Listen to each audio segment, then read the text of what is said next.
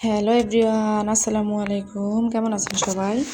আশা করি সবাই ভালো আছেন, কাছে এবং দূরে, দেশ এবং দেশের বাইরে যে যেখান থেকে আমার ভিডিওটা দেখছেন। আল্লাহর অশেষ রহমতে সবাই ভালো আছেন আলহামদুলিল্লাহ। আপনাদের দোয়া এবং ভালোবাসায় আমিও ভালো আছি। তো এই যে সকালেই আর কি মেয়েকে স্কুলে আনতে গেলাম। 2টা খাতা লাগবে, ছেলের জন্য একটা গণিত খাতা আর মেয়ের জন্য যে ড্রয়িং খাতাটা নিয়ে আসলাম। আনার পর আমি কিন্তু একদম ছুটির আগে আগেই যাই। এই যে ওই যে ভাবিদের সামনে আমার মেয়েটা যাইতেছে। তো এই যে কথায় আছে না যে সংসার সুখের হয় রমণীর গুণে, আবার সংসার ধ্বংসও হয় কিন্তু রমণীর গুণে। অনেক স্বামী স্ত্রীর ভিতরে এত ভালোবাসা মহাব্বত থাকে, তার মানে চোখে ধরে রাখার মতো না। দেখা গেছে স্বামীরা কাজকাম করে কিন্তু টাকা পয়সা সব স্ত্রীর কাছে এনে দেয়, আর স্ত্রীরা কি করে, সেটা বাপের বাসার থেকে কেউ আসলে মানে তাদেরকে টাকা হোক, যে কোনো ঘরের মাল সামানা বলতে মানে খাবারের টুকটাক জিনিস নিয়ে সেগুলো এসে দিয়ে দেয়।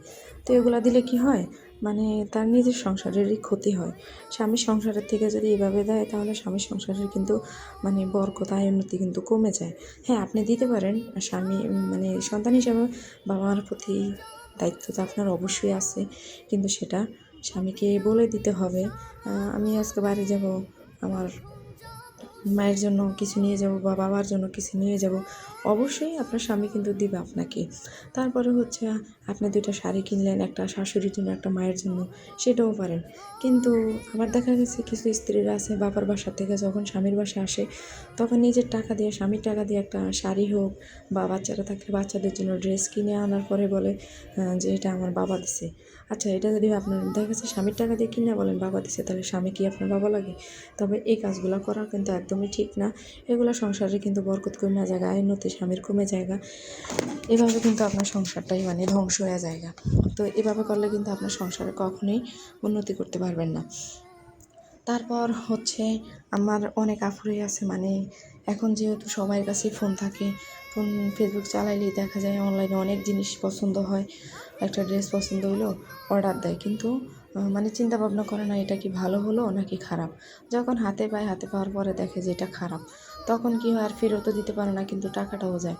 আর আপনার যদি খুব প্রয়োজন হয় তাহলে আপনি চাইলে মানে মার্কেটে বা আশেপাশে যদি কোনো দোকানপাট থাকে, কোনো কিছু মানে যা প্রয়োজন ওরকম ওই হিসাব করে যদি দোকান থাকে, তাহলে আপনি সেখানে যায় জিনিসটা আপনি কিনে নিয়ে আসবেন, বা কেনার আগে চিন্তা করবেন যে আসলে আপনার লাগবে কি না। অযথা কিনা এনে ঘরে ফালা রাখার কোনো প্রয়োজন নেই।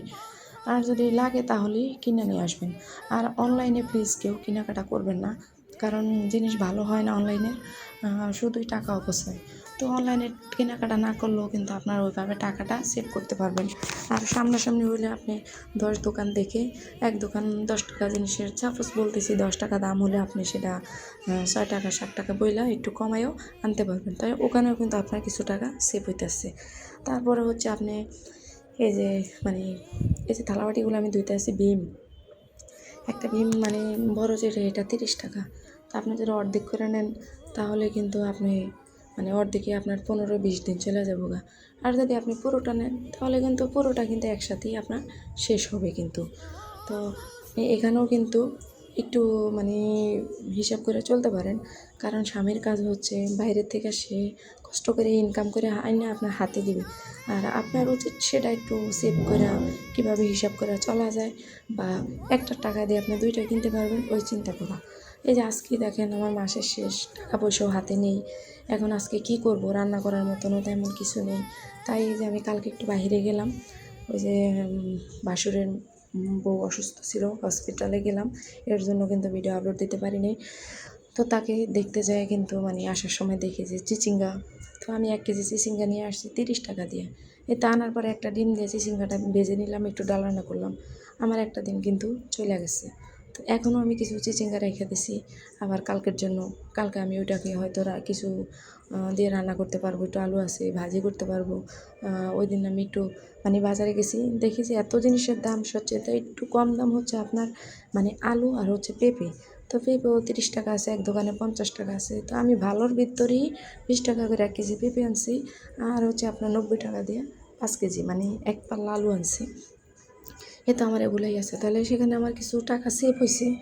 তো 100 টাকা রসুনের কেজি আমি বলতে বলতে 90 টাকা দিয়ে আনছি, 80 টাকা পেঁয়াজ বলতে বলতে 70 টাকা দিয়ে আনছি। তো এই যে 10 টাকা করেও যদি রাখেন তাহলে কিন্তু এটা মাস শেষে আপনার অনেকগুলো টাকাই হয়। এই যে দেখেন এটা, এই যে আমি অর্ধেক ব্যবহার করতেছি।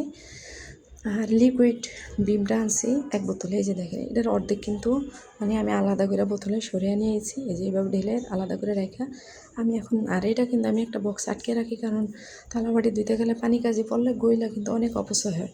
এর জন্য কিন্তু আমি এটা সবসময় ঢাকনাটা আটকে রাখি। এখানেও কিন্তু আপনি একটু হিসাব করে চলতে পারবেন। তো এভাবেই কিছু কিছু টাকা আপনি সঞ্চয় করতে পারবেন, শুধু স্বামী ছাড়াই নিজে স্ত্রী ঘরে হইয়া একটু চালাই করে বুদ্ধি খাটিয়ে। তারপর হচ্ছে আপনার পেঁয়াজ 70 টাকা 80 টাকা কেজি। দেখেন এখানে কিন্তু আমি 2টা পেঁয়াজই মানে ডালে বাগার দেবো আর ভাজিতে বাগার দেবো, এর জন্য কিন্তু নিয়েছি। অনেকেও বললো আল্লাহ এতটুকু পেঁয়াজ দেওয়া ডাল বাগার হয় নাকি? তো কে কী বললো তাতে আমার কিছু যায় আসে না, কারণ আমি সব খাইয়া ফেলাইলেও কেউ আমার বলবো না যে আপনি খাইলেন কেন। আর যদি না খায় মানে রেখে দেয় তাও আমাকে কেউ বলার মতো কেউই নেই, না থাকলেও কেউ আইনা দিবে না। তো একটু হিসাব করে চলার চেষ্টা করবেন, তাহলে কিন্তু মাস শেষে আপনিও মানে বিন্দাস মাসটা শেষ করতে পারবেন, কোনো কষ্ট হবে না। আর সবসময় যে ভিডিওগুলোতে যা বলে থাকি, প্লিজ ভিডিওর এতক্ষণ যারা আমার সাথে ছিলেন একটা লাইক দিয়ে দিবেন, যারা নতুন আছেন নতুন মানে তারা সাবস্ক্রাইব করে পাশে থাকা বেল আইকনটি অন করে দিবেন, যাতে আমি নতুন কোনো ভিডিও ছাড়ার সাথে সাথে নোটিফিকেশন আপনারা পেয়ে যান। আর এতক্ষণ এই কাজগুলো যারা করে দিয়েছেন প্লিজ অসংখ্য ধন্যবাদ আপনাদেরকে। আর আরেকটা কথা, আফুরা ভাইয়ারা মানে আমার ভিডিওতে যে পরিমাণ কমেন্টগুলো আসে সেই পরিমাণে কিন্তু লাইকগুলো আসে না। যারা লাইক দিতে ভুলে গেছেন প্লিজ একটা লাইক দিয়ে দিবেন, আমি আপনাদেরকে মনে করে দিতেছি একটা লাইক দিয়ে দিবেন। আর হচ্ছে সাবস্ক্রাইবগুলো কেটে যায়, তার কারণ হচ্ছে আমি যদি আজকে আপনাদেরকে সাবস্ক্রাইব করি প্লিজ 24 ঘন্টার আগে আপনারা সেটা আমাকে ব্যাক দিবেন না। আর আপনারাও যদি আমাকে সাবস্ক্রাইব করেন তাহলে অপেক্ষা করবেন 24 ঘন্টা পর্যন্ত। দেখা গেছে অন্য মানে ইশারা ইঙ্গিতে আমার যদি মনে নাও থাকে 24 ঘন্টা পার হয়ে গেল আপনি আমার ভিডিওগুলো দেখে কমেন্ট করবেন, কী ব্যাপার আপু ভালোবাসাই তো দিয়ে গেলাম, বা আছে না মানে ইশারা ইঙ্গিতে বুঝিয়ে দিবেন। সোজাসুজি বলবেন না যে আপনাকে আমি সাবস্ক্রাইব করলাম আপনি কেন আমাকে সাবস্ক্রাইব করছেন না। তো এইভাবে বললে কিন্তু আমাদের ভিডিওগুলো কিন্তু মানে সাবস্ক্রাইবগুলো কেটে যায়। তো তাতে কিন্তু আপনারও চ্যানেলের ক্ষতি, আমার চ্যানেলেরও ক্ষতি। আর প্লিজ আপনারা সময় ধরে মানে সময় নিয়ে তারপর ভিডিওগুলো দেখবেন, মুখস্থ কমেন্টগুলো প্লিজ আপনারা করবেন না।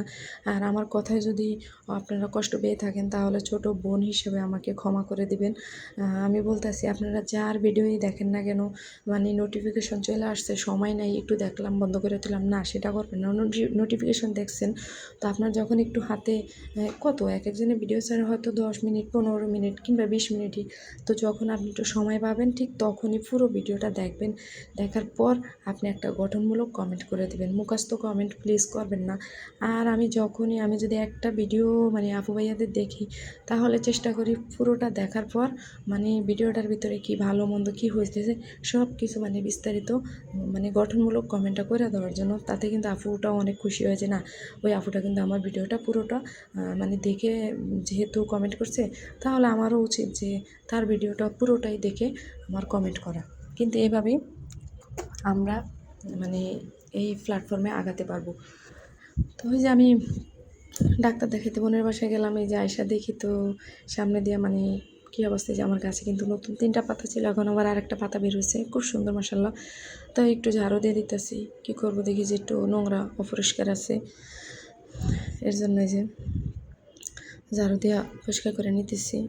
আর আমার এই কথা বলতে বলতে কিন্তু আমার অলরেডি কাজকাম শেষ, আর আজকে তো অত বেশি রান্নাও নাই, মানে ভাত ডাল আর হচ্ছে চিচিঙ্গা ভাজি করব। কি করব, আমরা তো মধ্যবিত্ত, চাইলেই তো আর মাসের শুরু তো শেষে মাঝখানে ব্যাগ ভর্তি বাজার নিয়ে আসতে পারি না, আমাদের হিসাব করে চলতে হয়।